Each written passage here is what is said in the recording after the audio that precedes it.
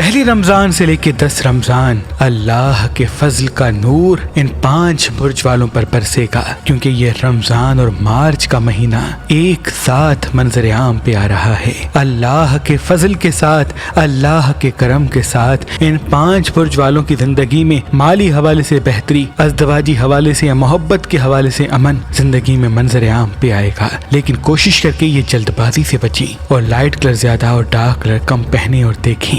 مرچ مسالے چٹپٹی چیزیں باہر کے کھانے کم کھائیں تو انشاءاللہ ان کے 6 سینس ان کے ساتھ ہو کر ان کو بڑا فائدہ دے گی۔ ان میں سے پہلا برج کیپریکون ہے۔ کیپریکون والوں کے لیے یہ رمضان کے پہلے 10 دن عروج، کامیابی، خوشحالی اور محبت کے ساتھ آ رہے ہیں، پر جتنا ہو سکے یہ چٹپٹی اور تلی ہوئی چیزیں کم کھائیں، لال مرچ کم استعمال کریں، باہر کے کھانوں سے دوری اختیار کریں، کیونکہ ان کے 6 سینس ان کی کامیابی کی چابی ہے، جو سبز پھل کھانے اور پانی زیادہ پینے سے ان کو حاصل ہوگی۔ دوسرا برج سیجیٹیریس ہے۔ سیجیٹیریس والوں کی زندگی بدلنے والی ہے، ان کو ترقی اور کامیابی اور الہام ملیں گے اور انہی الہام سے سچ اور جھوٹ کو پرکھ کے صحیح فیصلہ کر پائیں گے۔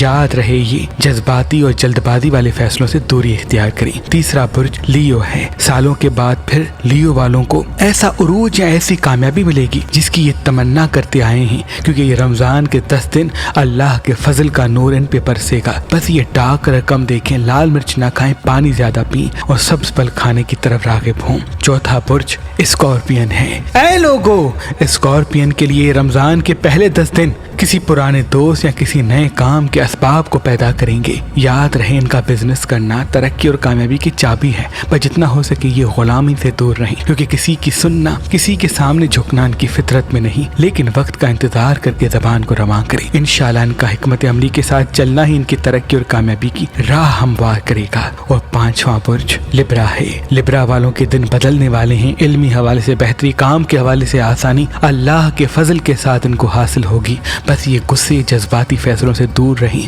کامیابی ہمیشہ دیر تک ان کے ساتھ ہوگی۔